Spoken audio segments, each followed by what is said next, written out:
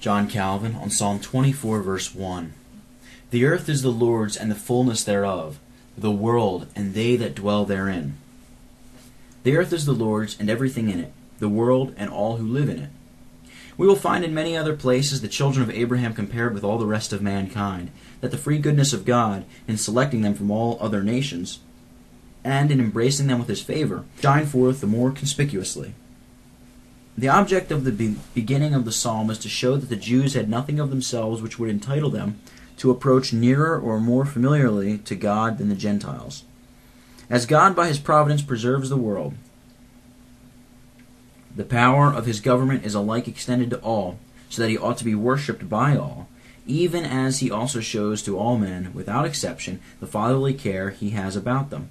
But since he preferred the Jews to all other nations, it was indispensably necessary that there should be some sacred bond of connection between him and them, which might distinguish them from the heathen nations.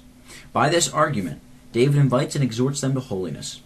He tells them that it was reasonable that those whom God had adopted as his children should bear certain marks peculiar to themselves and not be altogether like strangers. Not that he incites them to endeavor to prejudice God against others in order to gain his exclusive favor, but he teaches them from this end or design of their election that they shall then have secured to them the firm and peaceful possession of the honor which God had conferred upon them above other nations when they devote themselves to an upright and holy life.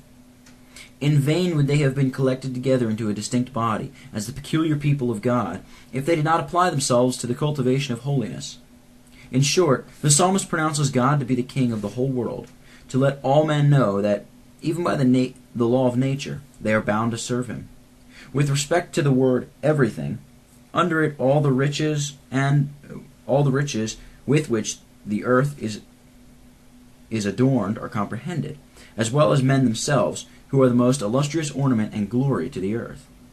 If they should fail, the earth would exhibit a scene of desolation and solitude, not less hideous than if God should despoil it of all its other riches.